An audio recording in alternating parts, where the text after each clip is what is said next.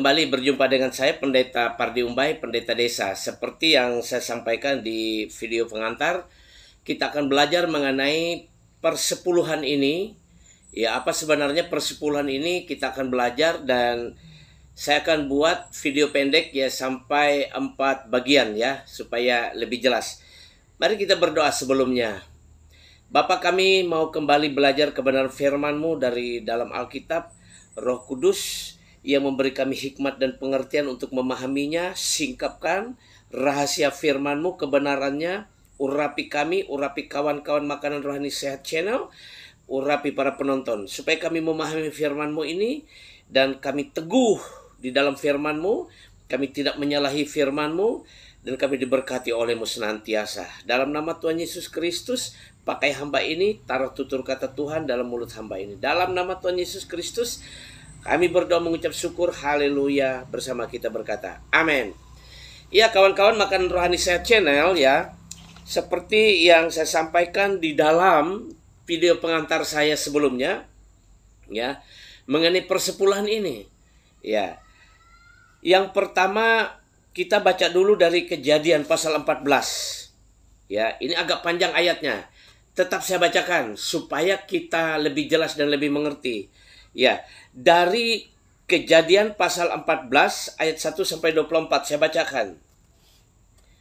Judulnya, Abraham mengalahkan raja-raja di timur dan menolong Lot.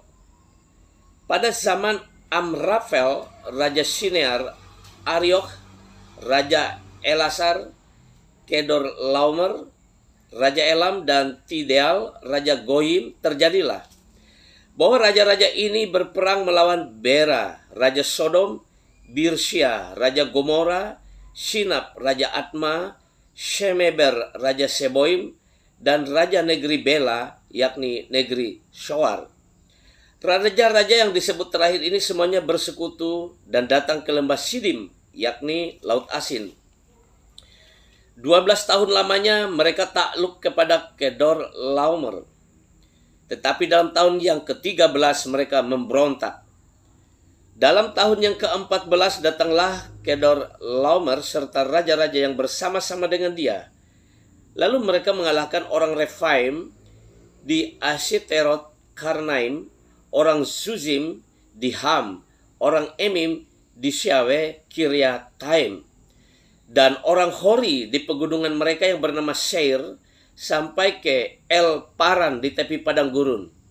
Sesudah itu baliklah mereka dan sampai ke En Mispat, yakni Kades, dan mengalahkan seluruh daerah orang Amalek dan juga orang Amori yang diam di Haseson Tamar. Lalu keluarlah raja negeri Sodom, raja negeri Gomora, raja negeri Atma, raja negeri Seboim, dan raja negeri Bela, yakni negeri Zoar, dan mengatur barisan perangnya melawan mereka di lembah Sidim. Melawan Kedor Laomer dan Raja Elam Tidal, Raja Goyim Amrafel, Raja Shinear, dan Ariok, Raja Elasar, 4 raja lawan 5. Di lembah Sidim itu di mana-mana ada sumur aspal. Ketika Raja Sodom dan Raja Gomora melarikan diri, jatuhlah mereka ke dalamnya, dan orang-orang yang masih tinggal hidup melarikan diri ke pegunungan. Segala harta benda Sodom dan Gomora beserta segala bahan makanan dirampas musuh. Lalu mereka pergi. Juga Lot, anak saudara Abraham, beserta harta bendanya dibawa musuh. Lalu mereka pergi, sebab Lot itu diam di Sodom. Kemudian datanglah seorang pelarian dan menceritakan hal ini kepada Abram.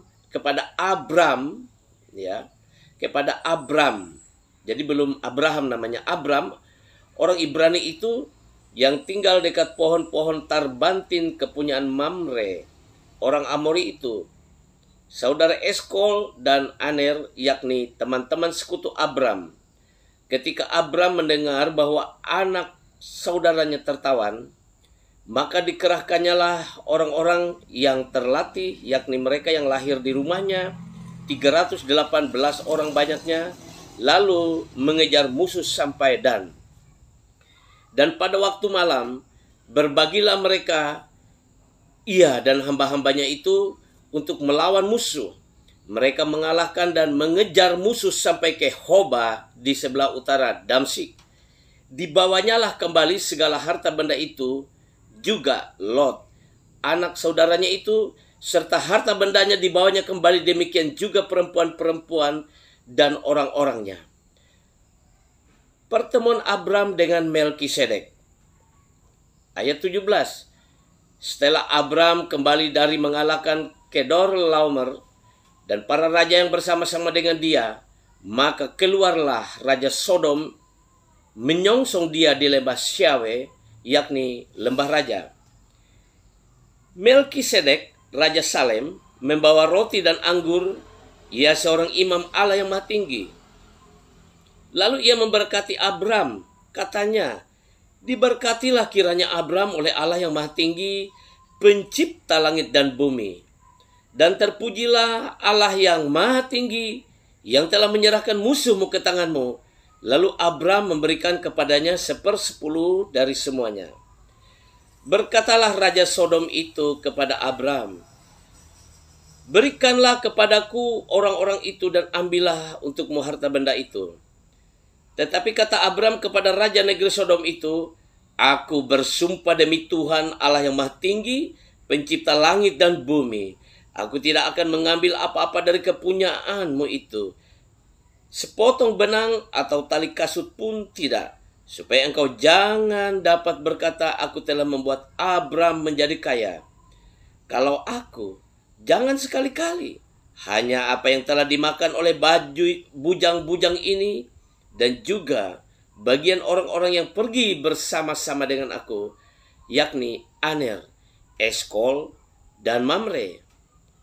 Biarlah mereka itu mengambil bagiannya masing-masing.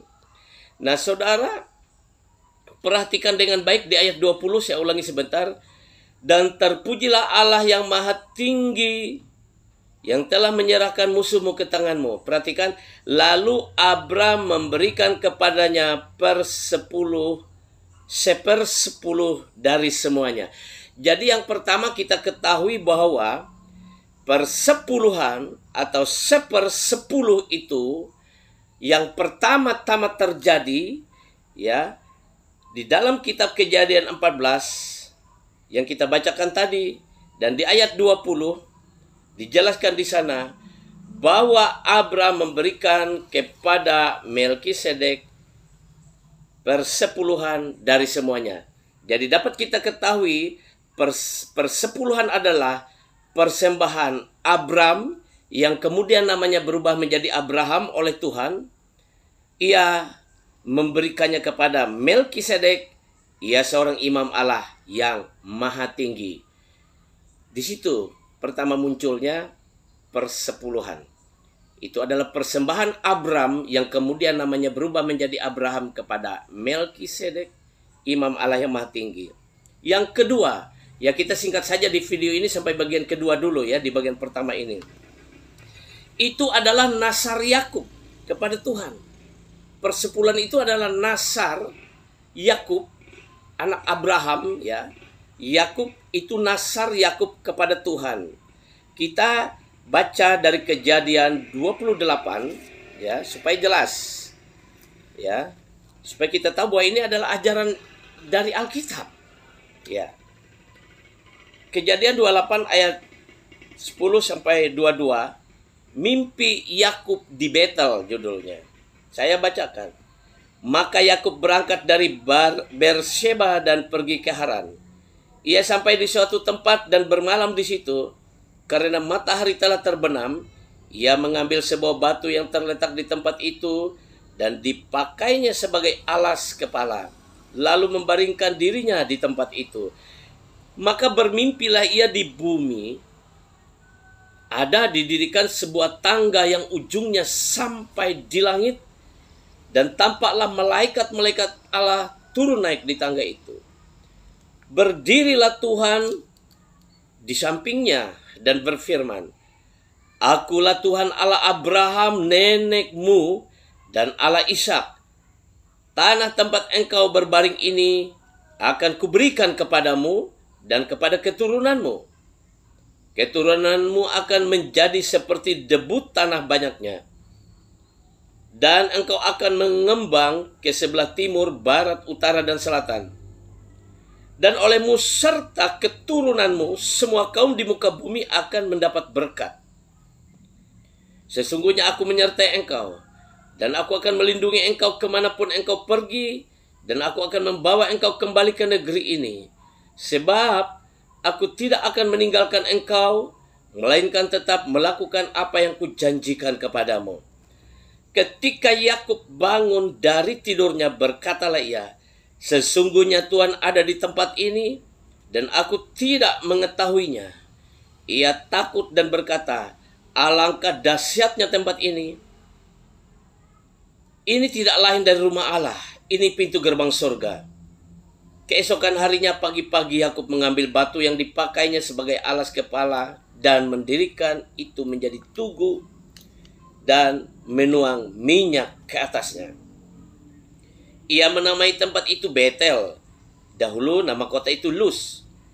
Lalu bernasarlah Yakub, jika Allah akan menyertai dan akan melindungi aku di jalan yang kutempuh ini, memberikan kepadaku roti untuk dimakan dan pakaian untuk dipakai, sehingga aku selamat kembali ke rumah ayahku, maka Tuhan akan menjadi Allahku, dan batu yang kudirikan sebagai tugu ini akan menjadi rumah Allah. Dari segala sesuatu yang engkau berikan kepadaku, akan selalu kupersembahkan 1/10 kepadamu. Demikian nasar Yakub. Jadi, kawan-kawan Makanan Rohani Saya Channel, bagian pertama tentang persepuluhan ini, ya, kesimpulannya bagian pertama ini, yang pertama adalah persepuluhan itu persembahan Abraham yang kemudian namanya berubah menjadi Abraham kepada Melkisedek, ia seorang imam Allah yang maha tinggi. Yang kedua, persepuluhan ini adalah merupakan nasar Yakub kepada Tuhan. Kawan-kawan Makanan Rohani Sehat Channel, saya cukupkan di sini dulu bagian pertama, dan kita akan lanjutkan di bagian kedua di video berikutnya. Ya, semoga tetap sehat, tetap sejahtera, tetap setia kepada Tuhan. Ya, Tuhan Yesus memberkati. Shalom.